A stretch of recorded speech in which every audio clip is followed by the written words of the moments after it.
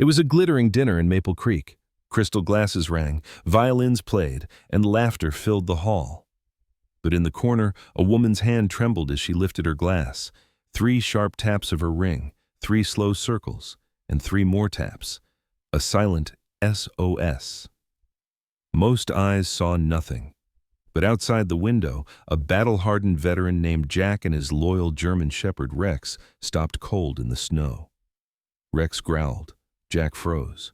They both knew this was no accident. This was a cry for help that would drag them into a night no one would ever forget. If you believe silent heroes still walk among us, stay with us. Where in the world are you watching from, and how does this moment make you feel? Wishing you a day filled with kindness and courage. And remember to subscribe so you never miss stories of sacrifice, compassion, and second chances. The town of Maple Creek lay wrapped in the quiet stillness of winter, its narrow streets lined with frosted lampposts, every roof and storefront buried beneath layers of snow that shimmered faintly in the pale moonlight. It was late evening, the kind of night when most residents had retreated into the warmth of their homes, leaving only the occasional echo of distant laughter or the muffled crunch of boots on frozen ground. Jack Carter moved steadily through the hushed streets, his hands deep in the pockets of a weathered olive field jacket that bore the marks of long service and rough years. At 42, Jack carried himself with the bearing of a soldier, even in solitude, tall, broad-shouldered, his dark hair streaked with silver and his expression etched with lines that spoke of both hardship and resilience. Beside him walked Rex, a 6-year-old German shepherd with a muscular build, sable coat glinting under the dim streetlights, and sharp amber eyes that seemed to notice what most people overlooked. Rex was loyal, disciplined, and still carried the presence of a military working dog even though he had retired from active duty. The evening should have been peaceful. Another walk meant to clear Jack's mind and give Rex space to stretch his powerful frame across the snow-coated sidewalks. But Rex had a way of sensing what Jack could not, a habit Jack had learned never to question. Tonight, as they turned down the street where Maple Creek's wealthier patrons gathered, Rex's body stiffened, his ears pricked forward, and a low growl rumbled from his throat. Jack followed his gaze toward the glowing windows of the Silver Lantern, the town's most expensive restaurant, a place of glass walls, golden chandeliers, and guests who arrived in polished sedans with fur collars wrapped around their necks. From the outside, the scene looked warm and polished, a perfect painting of elegance in the middle of winter. Waiters in crisp white shirts glided between tables, trays balanced high, while men in tailored suits laughed and women in silk dresses leaned close, whispering in voices soft enough to be lost under the hum of live violins. Jack was about to urge Rex forward, to dismiss the reaction as a leftover instinct from years of training, when he noticed his dog had frozen completely. The German shepherd's hackles rose, breath visible in short bursts against the glass, eyes locked onto a table in the far corner of the dining hall. Jack shifted his stance and peered more closely through the window. At that table sat a man who looked to be in his mid-40s, tall, broad in the chest, with salt and pepper hair slicked back in a perfectly pressed charcoal suit. His features carried the kind of confidence that came not from kindness, but from ownership. The quiet arrogance of someone who expected the world to bend to his will. This was Victor Harlow, a businessman whose name had floated in Maple Creek for years, whispered with respect by some and resentment by others. Across from him sat a woman perhaps in her early 30s, with auburn hair pulled back neatly, skin pale beneath the soft glow of the chandelier, and a fitted blue dress that did little to hide the tension in her posture. Her name, though Jack did not yet know it, was Claire Monroe, and the fear in her eyes was unmistakable. At first glance, they looked like any pair enjoying an expensive evening, but Jack had been trained to read more than appearances. Victor's hand rested possessively close to Claire's arm, and though his mouth curved with the faintest suggestion of a smile, his eyes were sharp, watchful, and cold. Claire barely touched her meal, her fingers brushing the stem of her glass in a rhythm that seemed deliberate rather than idle. Jack leaned closer to the window. And that was when it happened. Claire raised her wine glass, her hand trembling just enough to catch his attention, and her ring struck the rim 3 times, sharp and deliberate. Then she rotated the glass 3 slow, measured circles, producing a faint, drawn-out tone. Finally, she struck the rim 3 more times, identical to the first. The pattern was precise. 3 short, 3 long, 3 short. Jack felt his chest tighten. This was not a coincidence. It was Morse code SOS. Rex barked sharply, the sound cutting through the muffled air, startling a couple walking by on the sidewalk. The dog's instincts surged, his body lowering as if ready to spring forward, amber eyes fixed on the woman inside. Jack pulled lightly on the leash but never looked away from Claire, who lowered the glass and returned to stillness, her expression once again composed as Victor leaned toward her with a remark Jack could not hear. To anyone else, she was simply dining quietly. But Jack knew the truth. She had just risked everything to send a signal no one else in the restaurant was likely to understand. Years of service came back to him in that moment. Jack remembered nights overseas when local villagers, too afraid to speak aloud, left carved symbols in the dirt or tapped stones against walls to warn of impending danger. He remembered fellow soldiers whispering that survival depended not on what you saw, but on what you noticed. Tonight, standing in the snow outside the Silver Lantern, he realized that Rex had been right to stop. The dog had sensed distress long before Jack saw the signal, and now Jack faced a choice: ignore what he had witnessed or step into whatever nightmare this woman was living. His decision came quickly, instinctively, the way it had in battlefields where hesitation meant death. He pulled his phone from his jacket, thumb already moving across the screen. The emergency operator answered with a calm voice, and Jack spoke low and precise, giving the location, describing what he had witnessed, emphasizing the deliberate pattern of the signal. He described Victor Harlow, the expensive suit, the woman's trembling hand, the unmistakable Morse sequence. At the same time, he adjusted the dash cam mounted in his truck parked along the curb, making sure it caught the wide frame of the restaurant's glowing windows. Every detail mattered. Every second recorded could mean the difference between disbelief and action. Rex continued to growl softly, his body pressed against Jack's leg, protective yet restrained, as if he understood that the fight was not yet here, but somewhere waiting. Jack slid the phone back into his pocket after confirming that officers would review the report, but his eyes never left Claire. She was back to stillness now, a woman trapped in a play where everyone else saw glamour, while she alone lived the nightmare behind it. Victor reached for his glass with the ease of someone certain of control, and Jack recognized the subtle flinch Claire tried to hide as their shoulders touched. The snow fell heavier, flakes catching in Jack's hair and dusting Rex's coat as the violin inside swelled into another melody. It was a surreal contrast, beauty and horror folded together, a world celebrating while one woman silently screamed for help. Jack exhaled, steadying his thoughts, already knowing he could not walk away. Something had shifted, something that had pulled both him and Rex into a chain of events neither had sought, but both were bound to follow. Tonight was no ordinary night. It was the night a ring on glass had pierced the silence of Maple Creek, and a veteran and his dog had heard the call.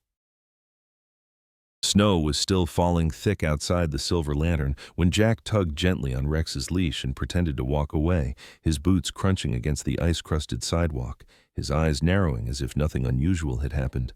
Yet inside his chest, his pulse told him a truth he could not ignore, that the woman's trembling hand and the strange coded taps had been a message meant for him and Rex alone.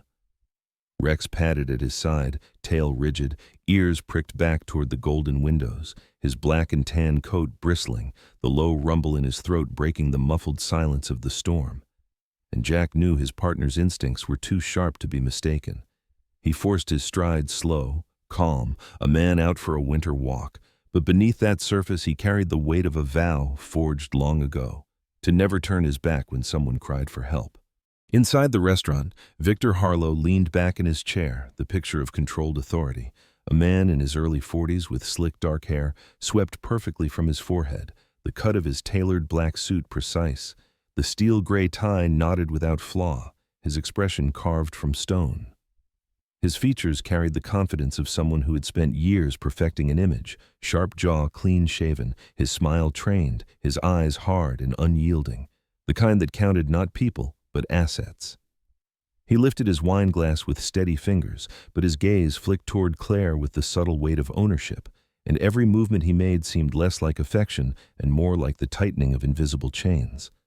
Claire Monroe, 28, sat poised in her satin blue dress that shimmered like water under the chandelier's glow, her silver chain at her neck delicate, her hair pulled back in a style meant to flatter, yet her eyes betrayed a storm beneath the surface.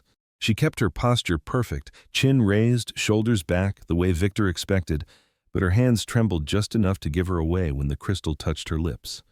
To onlookers, she might seem the picture of grace, the beautiful companion to a successful man. But Jack had seen the subtle plea, the code of desperation tapped against glass, a signal hidden in plain sight that no one else had noticed. Victor thrived on appearances, and to him Claire was a possession displayed like a luxury car or a rare watch, her presence a silent reminder of his wealth and taste at every charity gala, every contract dinner, every room where he wanted to bend others to his will. He moved with calculated calm, cutting his steak with surgical precision, exchanging pleasantries with the waiter in a polished tone, yet beneath it all his words to Claire were edged with threat, whispered lines only she could hear, reminders that her children were somewhere beyond her reach, and that one misstep could erase them from her life forever. The power he wielded was not shackles or locks, but fear itself, a weapon far more cruel than chains of iron. Jack, standing now half a block away under the canopy of a closed cafe, could still see through the fogged window.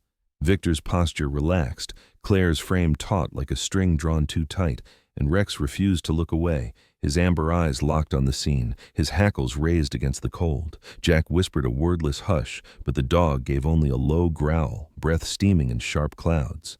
He knew the animal felt the current of menace, the imbalance of power in that glowing room, and it gnawed at Jack's conscience as the snow gathered on his jacket shoulders.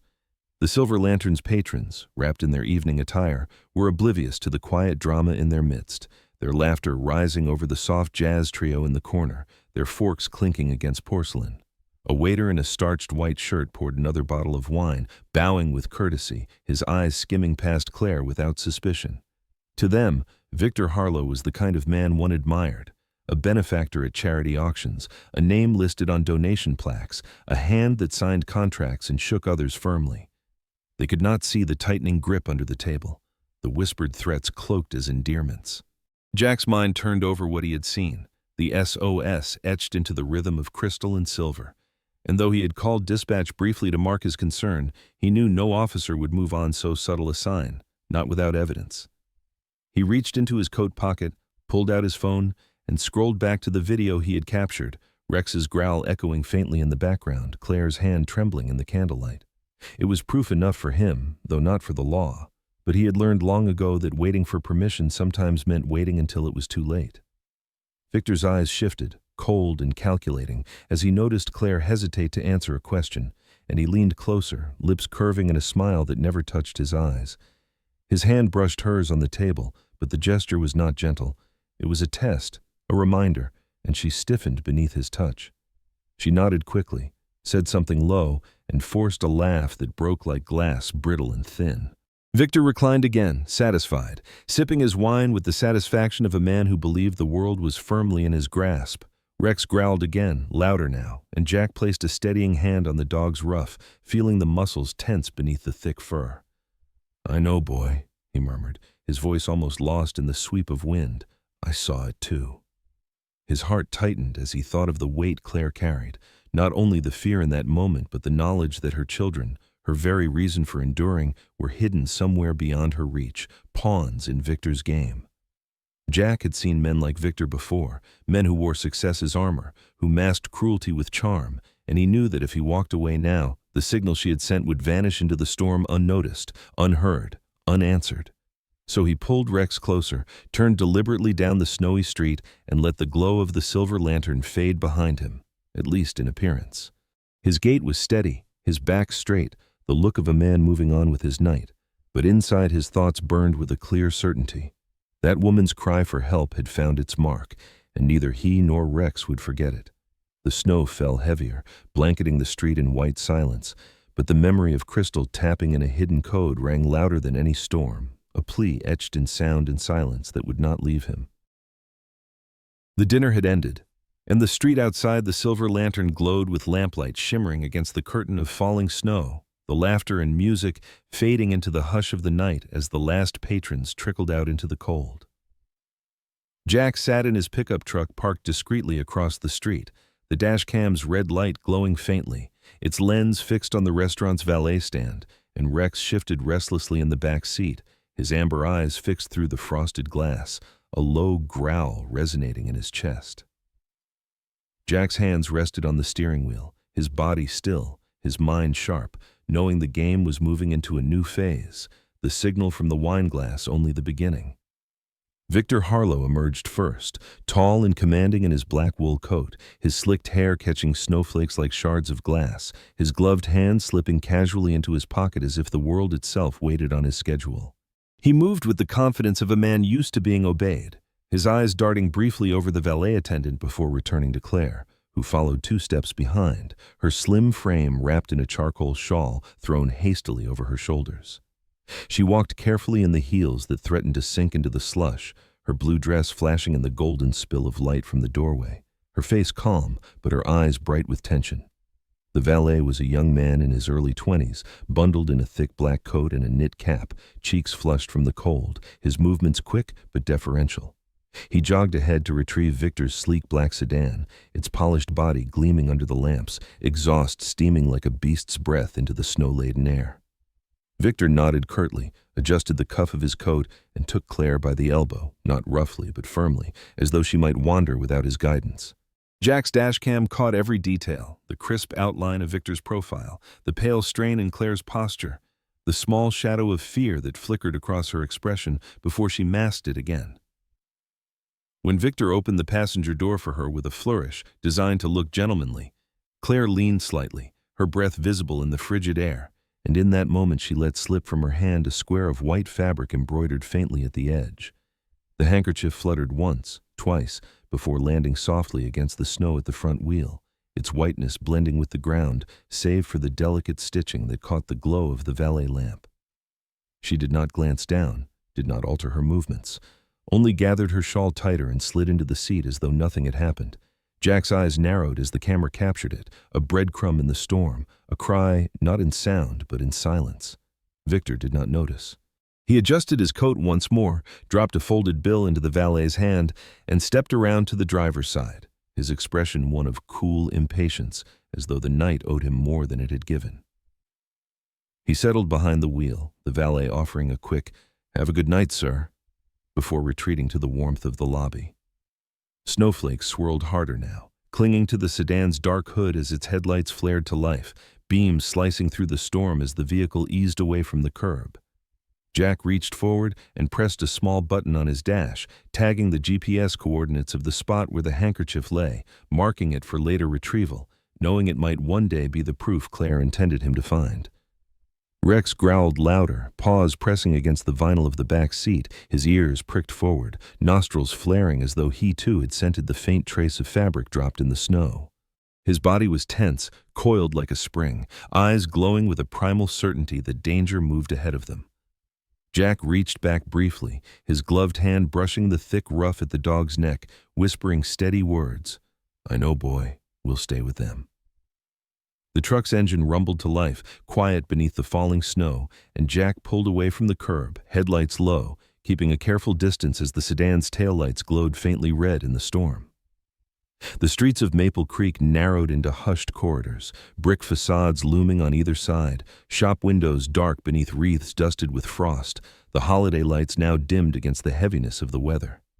Jack guided the pickup through the slush, his eyes fixed on the moving silhouette ahead, the dashcam recording steadily, every turn, every stop, every small gesture of the driver. Victor's head could be seen in profile, his movements deliberate, one hand raised occasionally to adjust his tie even as he drove, the picture of composure. Claire's form sat motionless in the passenger seat, her face turned toward the window, hidden by the fog of her breath against the glass. Jack's jaw tightened as he noted the sedan's license plate through the haze, his phone in its cradle snapping a synchronized still for the record. Numbers and letters burned into his memory, into the database of the night's events that he knew could make the difference between truth and denial. He had learned long ago that predators like Victor moved in shadows, in half-truths and facades, but evidence carved their masks away, and tonight he was gathering every shred. Rex shifted behind him, pacing once before settling with a low rumble, his eyes never leaving the glowing lights ahead. The snow grew heavier, the wipers thumping rhythmically against the windshield, and the storm seemed to close the world into a tunnel of white and red, the red of Victor's taillights pulsing like the steady beat of a warning. Jack leaned forward, his breath fogging the glass, his muscles taut but his mind calm, the kind of calm born from years of combat and patrol, from knowing that panic was an enemy and patience a weapon. His eyes flicked to the GPS tracker, the coordinates locked, the breadcrumb of the handkerchief waiting behind, a silent witness in the snow, while ahead the night unfurled into uncertainty. Victor's sedan turned sharply onto a quieter street, its tires crunching against unplowed drifts, and Jack adjusted smoothly, keeping the distance exact, close enough to observe, far enough to avoid suspicion. The houses here were dark, their porches sagging under the weight of snow, their lights extinguished early. The world hushed, except for the faint hum of engines in the storm. Rex let out one sharp bark, sudden and urgent, before lowering into a crouch, his tail stiff, his ears forward, every line of his body signaling alert. Jack did not scold him, did not shush him. He only nodded once, his own heart answering the unspoken message. The sedan pressed on, vanishing briefly in the swirl of snow, then reappearing as the storm parted, its glow faint against the whiteness, and Jack followed, his hands steady on the wheel, his eyes unwavering. The night belonged to silence, but within it pulsed the sound of truth. Of crystal tapping against glass, of a handkerchief falling into snow, of a dog's growl carried in the breath of winter. And Jack knew, as he kept his course, that these fragments would weave into the story that no one else had seen, the story of a woman's plea and a man's choice not to turn away. The storm had not eased when Jack pulled his truck into the dim back lot of the Maple Creek Police Department, the snow still falling in relentless sheets, blurring the glow of the street lamps into pale halos. Inside the station, the night shift hummed with restrained urgency, phones buzzing, computers flickering, and officers moving with the clipped focus of people who sensed something larger than routine had just landed on their desks. Jack carried with him the recording from his dash cam, the license plate etched into his memory, and Rex padded at his side, shaking snow from his black and tan coat, the dog's amber eyes sharp with the same vigilance that never seemed to rest. Detective Ryan Collins, a stocky man in his early 40s with a shaved head and a thermal pullover stretched tight across his frame, leaned over a terminal as Jack handed him the plate number. Collins had a habit of cracking his knuckles when deep in thought, and tonight the sound echoed sharp against the low hum of electronics. "Let's see who your friend really is," he muttered, typing quickly, the glow of the monitor reflecting in his narrowed eyes. The system whirred, the cursor spun, and a name appeared. Though not in the clean simplicity of a personal registration, it was buried under layers of corporate paper. "Registered to a limited liability company," Collins said, his tone darkening. "Northwind Holdings, real estate shell. Guess whose name is on the filings?" He turned the screen slightly, and there it was. Victor Harlow, signed not as himself but as an officer of the company, a mask designed to hide the trail. Jack's jaw clenched as he leaned closer, his breath fogging against the glow. The pieces were aligning, the facade cracking, and the truth beginning to show its face. Captain Maria Alvarez entered then, a tall woman in her mid-50s, her streaked black hair pulled into a bun, her tan overcoat draped over her shoulders, eyes steady with the weight of 3 decades of command. She had the presence of someone who could still a room with a glance, and as she approached, Rex shifted to sit straighter, as if recognizing authority. Alvarez's gaze swept over the screen, then to Jack, then down to the dog at his heel. "What do we have?" she asked, her voice clipped but calm. Collins explained the findings. Northwind Holdings, the LLC. The plate traced back through layers of filings, the unmistakable signature of Victor. But the discovery that struck deepest came when he opened another file, this one linked through a civil registry search. "Temporary guardianship filings," he said quietly. 2 minors, both listed under the custody of Northwind Holdings as a corporate trust. He scrolled, and the names appeared. Children with Claire Monroe's last name, ages under 10, hidden in plain sight behind corporate ink. The room fell still for a moment, the hum of the storm pressing faintly against the windows, the only sound the crackle of the space heater in the corner. Jack felt his chest tighten, the reality sinking like stone in his gut. Claire's children had not been taken by some faceless bureaucracy. They had been folded into Victor's empire, their existence reduced to lines in a contract, their freedom bartered as leverage against their mother's obedience. He thought of the signal in the glass, the handkerchief in the snow, the desperation in her eyes, and the truth sharpened like ice in his veins. Alvarez straightened, her voice carrying the finality of decision. That's unlawful custody at best, kidnapping at worst. We're not waiting on paperwork games. I'll request a telephonic warrant judge on call will have us cleared within minutes.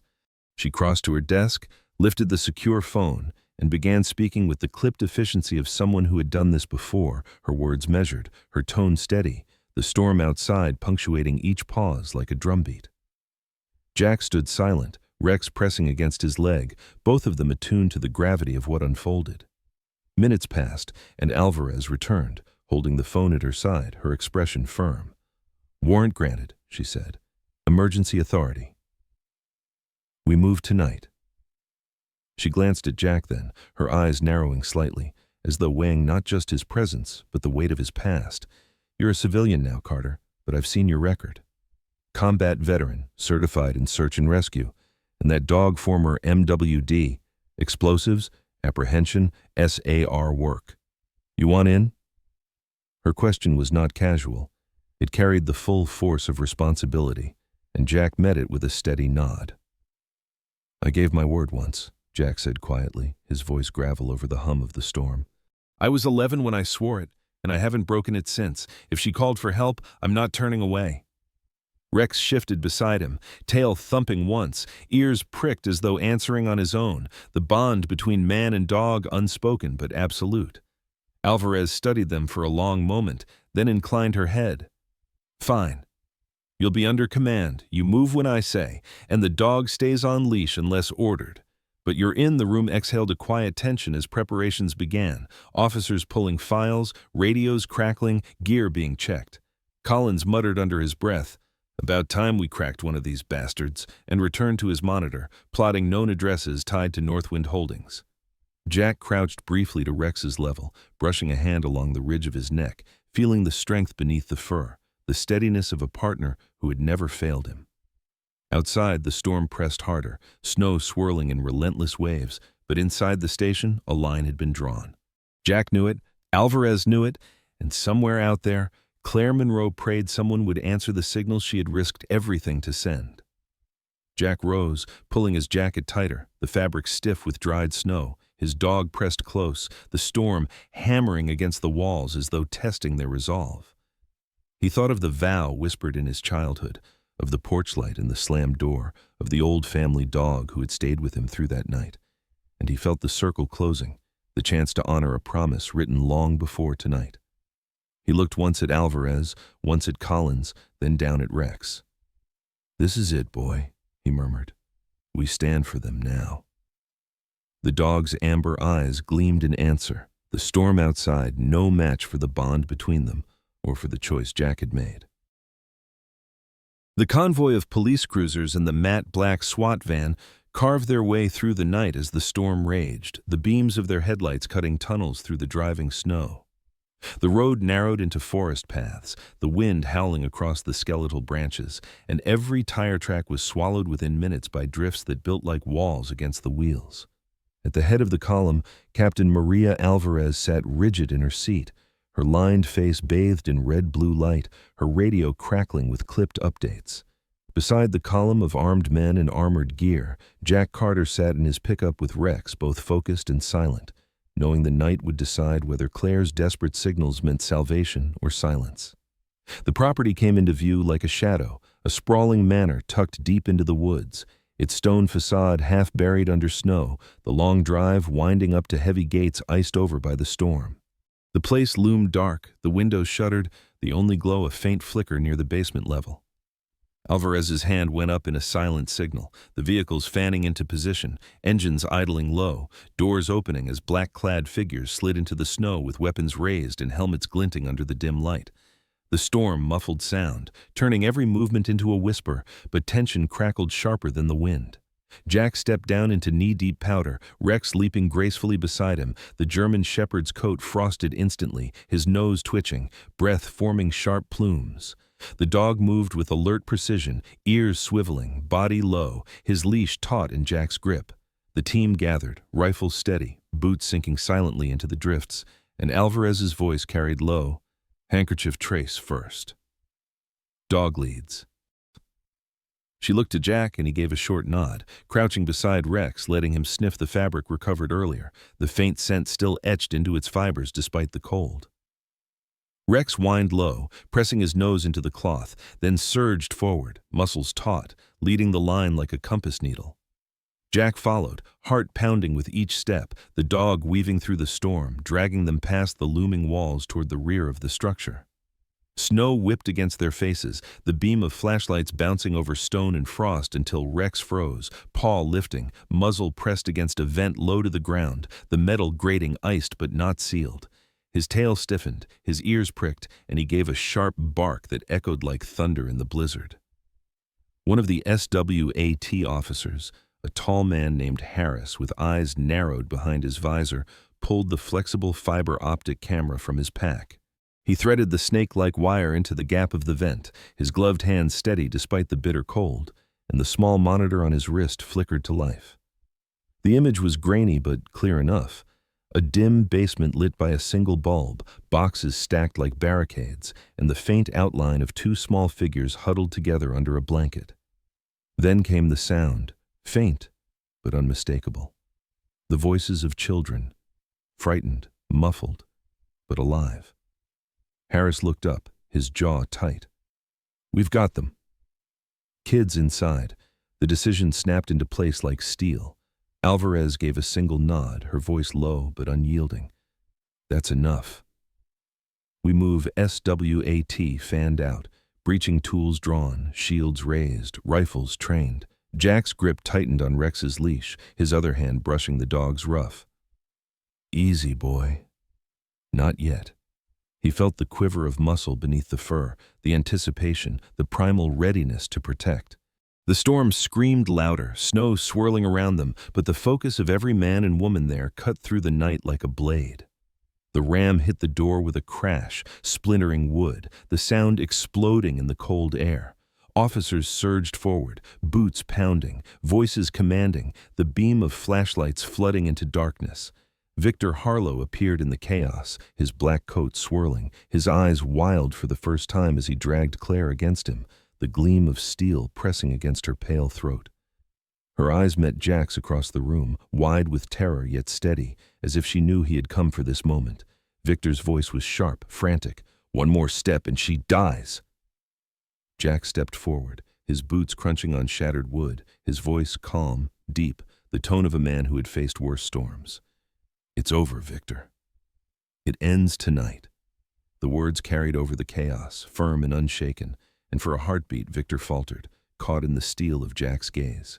That was all Rex needed. The dog lunged, muscles exploding, his teeth locking onto the sleeve of Victor's coat, wrenching his arm downward with the force of a vice. The knife clattered to the floor, the shout torn from Victor's throat as he staggered under the assault. SWAT closed in instantly, shields slamming, rifles raised, hands grabbing, and Victor was driven to the ground, his arms twisted behind him, cuffs snapping tight. Claire fell forward into Jack's arms, her sobs breaking the silence, her body trembling with the release of terror held too long. Rex stood over them, his teeth bared, his body taut until Jack's hand pressed firmly against his shoulder, the signal that the fight was done. The officers moved deeper, voices calling out, and within moments the children were carried up from the basement, crying, clinging, their small voices cutting through the storm as Claire reached for them with trembling hands. Tears streamed down her face as she gathered them close, her arms wrapped desperately around both, the sound of their cries mixing with her own, relief and grief tangled into one. Jack stood back, his chest heavy, Rex pressing against his leg, the dog's amber eyes softening as if he understood the reunion. Around them, evidence was collected. Cameras recorded the threats Victor had shouted. The handkerchief and the video proof were logged, each piece falling into place like stones in a wall that would hold Victor behind bars. By morning, the storm had cleared. the streets of Maple Creek glistening under pale sunlight, and the community gathered in the square for a quiet ceremony. Children bundled in scarves and mittens ran between the legs of their parents, their laughter a stark contrast to the night before, and at the center stood Rex, a new collar fastened around his neck. It was simple but beautiful, a band of sturdy leather engraved with 2 words, Silent Guardian. The crowd cheered softly, hands clapping against the chill, and Jack bent slightly, scratching behind Rex's ears, the dog lifting his head proudly as though he understood the honor. Claire stood nearby, her hands resting protectively on the shoulders of her children, her face pale, but her eyes alight with something new. Hope. She glanced at Jack, and he stepped closer, his hand brushing hers gently, not with possession, but with reassurance. Their eyes met, and in that silent exchange lay the promise of a future no longer ruled by fear. For the first time in years, she allowed herself to believe in safety, and Jack, scarred yet steadfast, allowed himself to believe in redemption. The town of Maple Creek, battered by storm, stood witness to a story of courage, compassion, and the quiet strength of those who chose to act when others looked away. In the end, this story reminds us that even in the darkest storm, loyalty and compassion can light the way. Rex, the faithful German shepherd, showed us that courage does not always roar but often comes quietly, in the silent choice to protect. And Jack reminded us that true strength lies in standing for the weak, even when no one else dares to move. These are the silent sacrifices that shape a kinder world. We invite you to share your thoughts in the comments. Tell us what this story made you feel, and join our community by subscribing so you never miss stories of hope and courage. May God bless you and your loved ones wherever you are watching.